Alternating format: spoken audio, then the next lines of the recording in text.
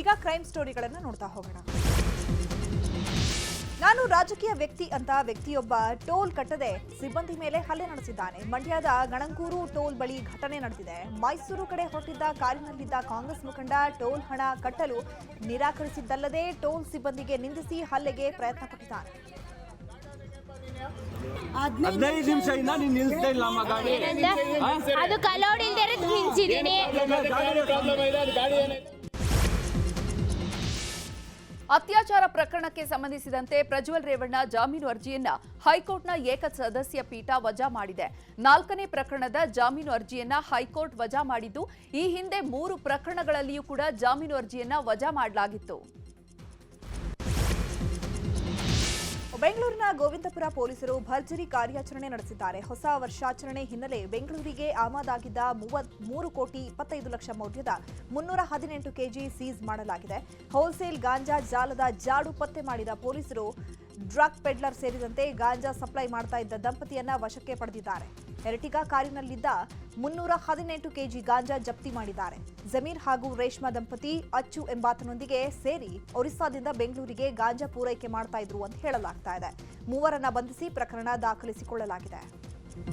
ಬೆಂಗಳೂರಲ್ಲಿ ಹೊಸ ವರ್ಷಕ್ಕೆ ಕಿಕ್ಕೇರಿಸಲು ಸ್ಕೆಚ್ ಹಾಕಲಾಗಿತ್ತು. ಎಂಡಿಎಂಎ, ಕ್ರಿಸ್ಟಲ್ ಎಕ್ಸೆಟಸಿ ಪಿಲ್ಸ್ ಮಾರ್ತಾ ಇದ್ದಂತಹ 2 ನೈಜೀರಿಯನ್ ಪ್ರಜೆಗಳನ್ನ ಸಿಸಿಬಿ ಪೊಲೀಸರು ಬಂಧಿಸಿದ್ದಾರೆ.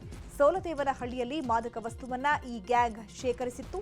ಬಂಧಿತರಿಂದ 1 KG 520 gram MDMA crystal, 202 gram cocaine, 12 gram MDMA ಮಾತ್ರೆ ವಶಕ್ಕೆ ಪಡೆಯಲಾಗಿದೆ. ತಾನು ಜನ್ಮ ಕೊಟ್ಟ 2 ಮಕ್ಕಳನ್ನೇ ತಾಯಿಯೇ ಕೊಲೆ ಮಾಡಿರುವ ಘಟನೆ ಬೆಂಗಳೂರಿನ ಸುಬ್ರಹ್ಮಣ್ಯಪುರ ಠಾಣಾ ವ್ಯಾಪ್ತಿಯಲ್ಲಿ ನಡೆದಿದೆ. ಮಮತಾ ಎಂಬಾಕೆ ಗಂಡನ ಜೊತೆ ಜಗಳ ಮಾಡಿಕೊಂಡು ಸಿಟ್ಟಿನಲ್ಲಿ ತನ್ನ ಮಕ್ಕಳನ್ನೇ ಕೊಂದಿದ್ದಾಳೆ. ಬಳಿಕ ಚಾಕುವಿನಿಂದ ತಾನೂ ಕತ್ತು ಕುಯ್ದುಕೊಂಡು ಗಂಡನಿಗೆ ಸಾವಿನ ಸೆಲ್ಫಿ ಫೋಟೋ ಕಳಿಸಿದ್ದಾಳು. ಇನ್ನು ಆಟೋ ಓಡಿಸ್ತಾ ಇದ್ದ ಗಂಡ ಫೋಟೋ ನೋಡಿ ಮನೆಗೆ ಬಂದು 3ರನ್ನು ಆಸ್ಪತ್ರೆಗೆ ಸೇರಿಸಿದ್ದಾನೆ. ಆದರೆ ಅಷ್ಟರಲ್ಲಿ ಮಕ್ಕಳಿಬ್ಬರು ಮೃತಪಟ್ಟಿದ್ದು, ಮಮತಾ ಪ್ರಾಣಾಪಾಯದಿಂದ ಪಾರಾಗಿದ್ದಾರೆ.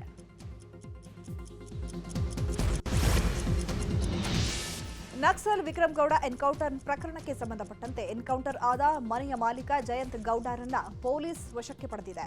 ತನಿಖೆ ಅಂತ ಮನೆಗೆ ಬಂದು ಜಯಂತ್ ಅವರನ್ನ ಪೊಲೀಸರು ಕರ್ಕೊಂಡು ಹೋಗಿದ್ದು, ಹೆಂಡತಿ ಮಕ್ಕಳಲ್ಲಿ ಆತಂಕ ಸೃಷ್ಟಿಯಾಗಿದೆ. ಈ ಹಿನ್ನೆಲೆ ಸ್ಟೇಷನ್ ಬಳಿ ಮನೆಕುಡಿಯ ಸಮುದಾಯ ಜಮಾಯಿಸಿದೆ. ಇನ್ನು ಇದೇ ವಿಚಾರವಾಗಿ ಮಾಧ್ಯಮಗಳಿಗೆ ಮಾತನಾಡಿದ ಜಯಂತ್ ಗೌಡ ಪತ್ನಿ, ಬೆಳಗ್ಗೆ ಊಟ ಮಾಡುವಾಗ ನನ್ನ ಪತಿಯನ್ನ ಪೊಲೀಸರು ಕರ್ಕೊಂಡು ಹೋದ್ರು. ಎನ್ಕೌಂಟರ್ ನಡೆದಾಗ ನಾವ್ಯಾರೂ ಮನೇಲಿ ಇರಲಿಲ್ಲ. ನನ್ನ ಮಗನ ಕೈ ಫ್ರಾಕ್ಚರ್ ಆಗಿತ್ತು. ಹೀಗಾಗಿ ಕಳೆದ ಬುಧವಾರವೇ ನಾವೆಲ್ಲ ಹೆಬ್ರಿಗೆ ಬಂದಿದ್ವು. ನಮ್ಮ ಮನೆಗೆ ಯಾವ ನಕ್ಸಲರೂ ಬಂದಿಲ್ಲ. ನನ್ನ ಪತಿಯನ್ನ ಪೊಲೀಸರು ಬಿಡಬೇಕು ಅಂತ ಮನವಿಯನ್ನ ಮಾಡ್ಕೊಂಡಿದ್ದಾರೆ.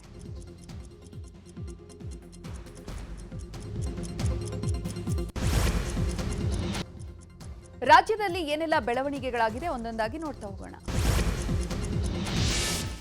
ಬಿಜಿಎಸ್ ಆಸ್ಪತ್ರೆಯಲ್ಲಿ ಚಿಕಿತ್ಸೆ ಪಡೆಯುತ್ತಿರುವ ದರ್ಶನ್ಗೆ ಖಾಕಿ ಮತ್ತೆ ಶಾಕ್ ಕೊಟ್ಟಿದೆ.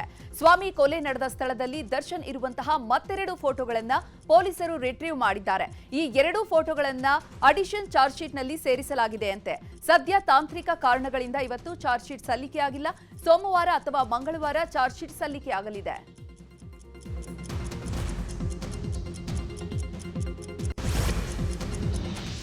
ನಟ ದರ್ಶನ್ ಜಾಮೀನು ಅರ್ಜಿ ವಿಚಾರವಾಗಿ ಗೃಹ ಸಚಿವ ಡಾಕ್ಟರ್ ಜಿ ಪರಮೇಶ್ವರ್ ಪ್ರತಿಕ್ರಿಯೆ ಕೊಟ್ಟಿದ್ದಾರೆ. ದರ್ಶನ್ ಸದ್ಯ ಆಸ್ಪತ್ರೆಯಲ್ಲಿ ಟ್ರೀಟ್ಮೆಂಟ್ ಪಡ್ಕೊಳ್ತಿದ್ದಾರೆ. ಚಿಕಿತ್ಸೆ ಮುಗಿದ ಬಳಿಕ ವಾಪಸ್ ಜೈಲಿಗೆ ಹೋಗಬೇಕಾಗತ್ತೆ. ಅವರು ಮುಂದುವರೆದು ಬೇಲ್ ಕೇಳಬಹುದು. ನಾವು ಕೊಡಬಾರದು ಅಂತ ಸುಪ್ರೀಂ ಕೋರ್ಟ್ಗೆ ಅರ್ಜಿ ಹಾಕ್ತೀವಿ ಅಂತ ಹೇಳಿದ್ದಾರೆ.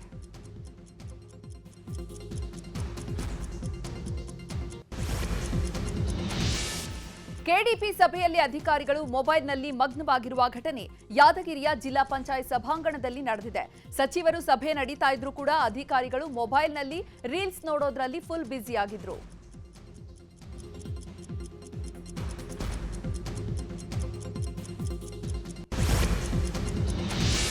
ಹೊಸ ಟ್ರೆಂಡ್ ಪ್ಯಾಂಟ್ ಧರಿಸಿದ್ದಕ್ಕೆ ಯುವಕನನ್ನ ಹಿಡಿದು ರಸ್ತೆಯಲ್ಲೇ ಪ್ಯಾಂಟ್ಗೆ ಹೊಲಿಗೆ ಹಾಕಿದ ಘಟನೆ ಮಂಗಳೂರಿನ ಬೆಳತಂಗಡಿಯ ಸಂತೆಕಟ್ಟೆ ಮಾರುಕಟ್ಟೆಯಲ್ಲಿ ನಡೆದಿದೆ. ಶಾಕಿಲ್ ಎಂಬಾತ ನೂತನ ಶೈಲಿಯ ಟೋನ್ ಜೀನ್ಸ್ ಪ್ಯಾಂಟ್ ಧರಿಸಿ ಮಾರುಕಟ್ಟೆಗೆ ಬಂದಿದ್ದ.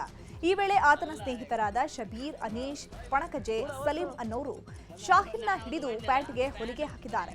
ಇದರಿಂದ ಮನನೊಂದ ಶಾಹಿಲ್ ಆತ್ಮಹತ್ಯೆಗೆ ಯತ್ನಿಸಿದ್ದು, ಸದ್ಯ ಜೀವನ್ಮರಣ ಸ್ಥಿತಿಯಲ್ಲಿ ಆಸ್ಪತ್ರೆಯಲ್ಲಿ ಚಿಕಿತ್ಸೆ ಪಡೆದಿದ್ದಾನೆ.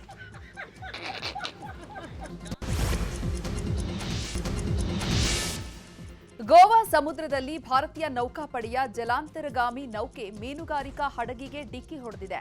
ಅಪಘಾತದ ನಂತರ 11 ಸಿಬ್ಬಂದಿಗಳನ್ನು ರಕ್ಷಿಸಲಾಗಿದ್ದು 2 ನಾಪತ್ತೆಯಾಗಿದ್ದಾರೆ. ಇಬ್ಬರಿಗಾಗಿ ಶೋಧ ಕಾರ್ಯಾಚರಣೆ ನಡೀತಾ ಇದೆ.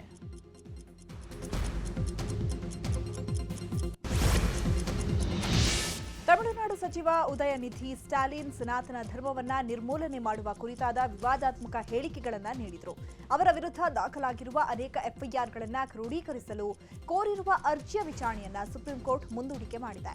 ಮುಖ್ಯ ನ್ಯಾಯಮೂರ್ತಿ ಸಂಜೀವ್ ಖನ್ನಾ ಮತ್ತು ನ್ಯಾಯಮೂರ್ತಿ ಸಂಜಯ್ ಕುಮಾರ್ ಅವರನ್ನ ಒಳಗೊಂಡಂತಹ ಪೀಠ ಅರ್ಜಿ ವಿಚಾರಣೆಯನ್ನ 2025 ಫೆಬ್ರವರಿಗೆ ಮರು ನಿಗದಿಪಡಿಸಿದೆ.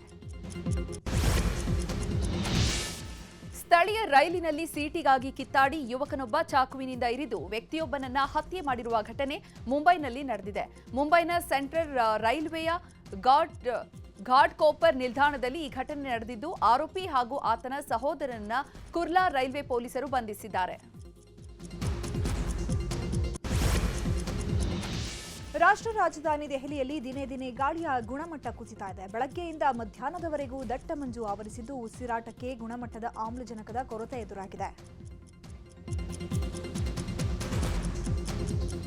ಉತ್ತರ ಪ್ರದೇಶದ ಆಗ್ರಾದಲ್ಲೂ ದಟ್ಟ ಮಂಜು ಆವರಿಸ್ತಾ ಇದ್ದು ಗಾಳಿಯ ಗುಣಮಟ್ಟ ಕುಸಿತಾ ಇದೆ. ದಟ್ಟ ಮಂಜು ಕವಿತಾ ಇರೋದ್ರಿಂದ ಐತಿಹಾಸಿಕ ತಾಜ್ ಮಹಲ್ ಸ್ಮಾರಕ ಕಣ್ಣಿಗೆ ಕಾಣದೆ ಅಗೋಚರ ಸ್ಥಿತಿಗೆ ತಲುಪಿದೆ.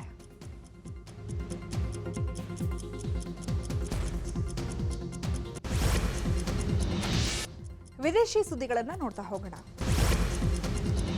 ಗಯಾನಾ ಪ್ರವಾಸದಲ್ಲಿರುವ ಪ್ರಧಾನಿ ನರೇಂದ್ರ ಮೋದಿ ಟ್ವೀಟ್ ಮಾಡಿದ್ದು, ಅಧ್ಯಕ್ಷ ಇರ್ಫಾನ್ ಅಲಿ ಅವರು ತಮ್ಮ ನಿವಾಸದಲ್ಲಿ ಊಟವನ್ನ ಬಡಿಸಿದ್ರು.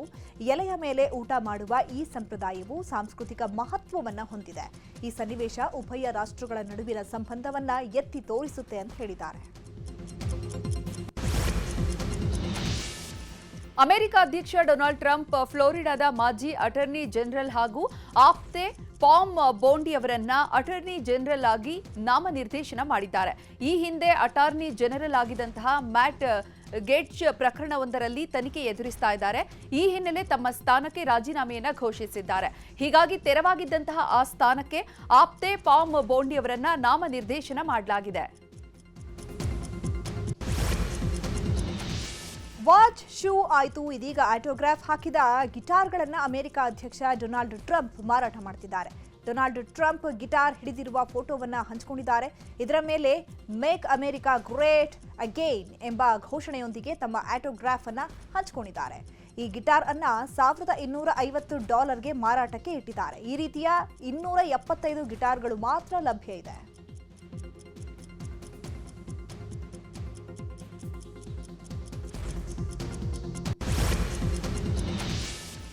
ಇಪ್ಪತ್ಮೂರು ವರ್ಷದ ಭಾರತೀಯ ವಿದ್ಯಾರ್ಥಿ ಆರ್ಯನ್ ರೆಡ್ಡಿ ಅಮೆರಿಕದ ಅಟ್ಲಾಂಟಾದಲ್ಲಿ ತನ್ನ ಹುಟ್ಟುಹಬ್ಬ ಆಚರಿಸುತ್ತಿದ್ದಾಗ ಆಕಸ್ಮಿಕವಾಗಿ ಗುಂಡು ತಗುಲಿ ಸಾವನ್ನಪ್ಪಿದ್ದಾರೆ. ಕಾನ್ಸನ್ ಸೇಟ್ ಯೂನಿವರ್ಸಿಟಿಯಲ್ಲಿ ಸ್ನಾತಕೋತ್ತರ ವಿದ್ಯಾರ್ಥಿಯಾಗಿದ್ದಂತಹ ಆರ್ಯನ್ ರೆಡ್ಡಿ ಬೇಟೆಯಾಡಲು ಇತ್ತೀಚೆಗೆ ಖರೀದಿಸಿದಂತಹ ರೈಫಲ್ ಅನ್ನ ಸ್ವಚ್ಛಗೊಳಿಸುವಾಗ ಆಕಸ್ಮಿಕವಾಗಿ ಗುಂಡು ಹಾರಿ ಮೃತಪಟ್ಟಿದ್ದಾರೆ. ಗುಂಡಿನ ಸದ್ದು ಕೇಳಿದ ಆತನ ಸ್ನೇಹಿತರು ಕೊಠಡಿಗೆ ಧಾವಿಸಿ ನೋಡಿದಾಗ ರೆಡ್ಡಿ ರಕ್ತದ ಮಡುವಿನಲ್ಲಿ ಬಿದ್ದಿದ್ರು ಅಂತ ಅಲ್ಲಿನ ಅಧಿಕಾರಿಗಳು ತಿಳಿಸಿದ್ದಾರೆ.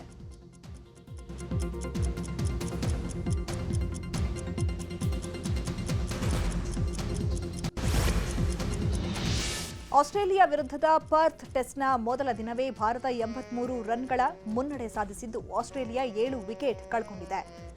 ಆಪ್ಟರ್ಸ್ ಸ್ಟೇಡಿಯಂನಲ್ಲಿ ನಡೆದ ಪಂದ್ಯದಲ್ಲಿ ಟಾಸ್ ಗೆದ್ದ ಭಾರತ ಬ್ಯಾಟಿಂಗ್ ಆಯ್ಕೆ ಮಾಡಿಕೊಂಡಿತ್ತು. ಯಾವುದೇ ಬ್ಯಾಟ್ಸ್ಮನ್ ಅರ್ಧಶತಕ ಗಳಿಸಲು ಸಾಧ್ಯವಾಗಲಿಲ್ಲ. ಕೊನೆಗೆ ತಂಡವು 150 ರನ್ಗಳಿಗೆ ಆಲ್ಔಟ್ ಆಯಿತು. ಜೋಶ್ ಹ್ಯಾಜಲ್ವುಡ್ 4 ವಿಕೆಟ್ ಅನ್ನು ಪಡೆದರು. ಭಾರತದ ಪರ ಜಸ್ಪ್ರೀತ್ ಬೂಮ್ರಾ 4 ಮತ್ತು ಮೊಹಮ್ಮದ್ ಸಿರಾಜ್ 2 ವಿಕೆಟ್ ಅನ್ನು ಪಡ್ಕೊಂಡರು.